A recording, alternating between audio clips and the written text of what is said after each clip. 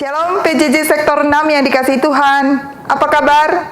Malam hari ini kita ber-PJJ melalui teknologi informasi di tengah-tengah imbas penyebaran COVID-19 yang memaksa kita untuk tidak bisa berkumpul bersama dan bersekutu bersama. Dan malam hari ini yang menjadi bacaan Alkitab kita terambil dari Kisah Para Rasul 15 ayat 22 sampai 27 dan tema kita beritakanlah si Mehuli. Melalui teks dan bacaan kita serta tema kita malam hari ini ada beberapa hal yang boleh kita pelajari bersama.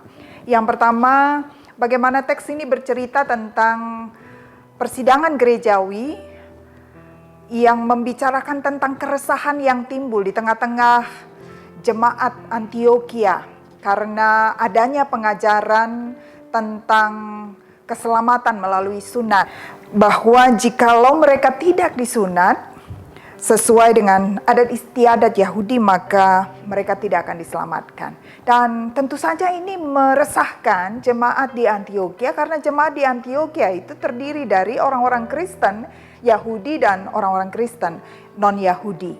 Nah, keresahan ini juga ditimbulkan oleh karena jemaat Antioquia menerima pengajaran ini, pengajaran melalui orang-orang yang tidak memiliki otoritas rasuli untuk mengajar, sehingga jemaat menjadi bingung dan goyah hatinya, sebagaimana yang ditulis pada teks bacaan kita ayat yang ke-24. Nah, melalui persidangan gerejawi itu, maka Paulus, Barnabas, serta Yudas dan Silas diutus untuk melakukan perkunjungan dan klarifikasi untuk menenangkan jemaat di Antioquia, menyampaikan secara lisan pesan tertulis hasil keputusan sidang di Yerusalem. Nah, ini teksnya dan apa implikasinya bagi kita semua. Melalui teks ini kita belajar bahwa tidak ada persoalan yang tidak bisa diselesaikan. Semua persoalan pasti bisa diselesaikan dengan duduk bersama membicarakannya, sebagaimana yang dilakukan oleh para rasul dan para penatua-penatua di Yerusalem. Dan keputusan yang dipimpin oleh Roh dengan mengutamakan juga kebenaran Injil serta kasih Kristiani, kasih Kristus akan menghasilkan keputusan yang betul-betul membawa sukacita dan menyelesaikan keresahan jemaat di Antioquia. Itu pesan yang pertama kita boleh pelajari dari teks bacaan kita. Lalu hal yang kedua yang boleh kita pelajari di sini, bagaimana kita belajar untuk tetap waspada akan pengajaran-pengajaran yang berkembang di sekitar kita. Jangan asal menerima, jangan asal telan setiap pengajaran-pengajaran yang kita terima begitu saja. Terlebih banyak pengajar-pengajar palsu, tidak hanya pada zaman Kristen mula-mula, tapi zaman sekarang ini juga banyak pengajar-pengajar palsu.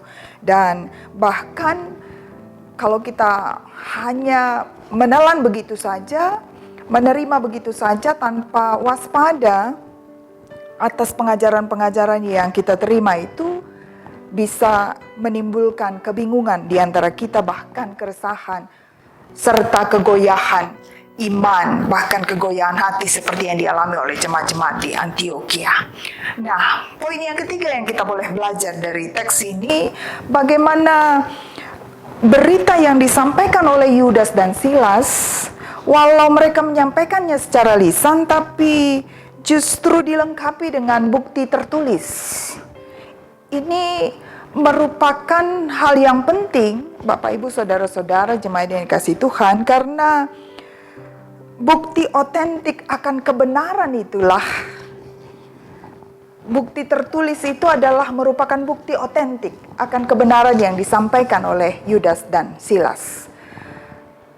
Karena banyak sekali kabar tanpa diiringi bukti yang otentik, kebenarannya pasti diragukan. Dan artinya apa yang disampaikan oleh Yudas dan Silas secara lisan dilengkapi dengan bukti otentik tertulis ini merupakan kebenaran yang bisa dipertanggungjawabkan. Di zaman ini banyak sekali berita yang kita dapatkan secara cepat, terlebih dalam kemajuan teknologi informasi. Dan banyak sekali berita-berita yang tidak terbukti kebenarannya. Karena itu melalui tema PJJ kita malam hari ini, beritakanlah si Mehuli, kita belajar bagaimana kita harus bijak sebagai pengguna aktif teknologi informasi, terlebih pada situasi saat ini di mana banyak sekali berita-berita yang meresahkan, terlebih khusus tentang COVID-19 ya, yang kadangkala bisa menimbulkan ketakutan bagi kita. Informasi yang berkembang di mana-mana, karena itu perlu kita cek kebenarannya.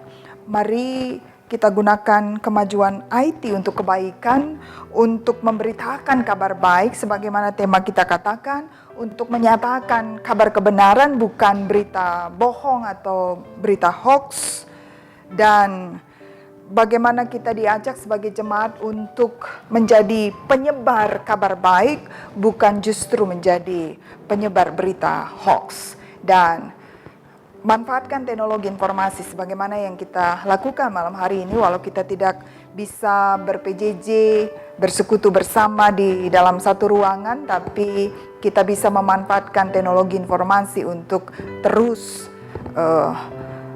ber-PJJ malam hari ini karena situasi dan kondisi kita yang tidak memungkinkan. Dan mari beritakan kabar baik, berita si Mehuli sebagaimana tema kita katakan. Jadikan teknologi informasi sebagai alat kita membangun persekutuan, bukan justru memecah belah persekutuan. Pakai teknologi informasi untuk memberitakan kabar baik yang membawa sukacita bagi banyak orang, bukan justru memberitakan kebohongan-kebohongan dan menjatuhkan sesama kita.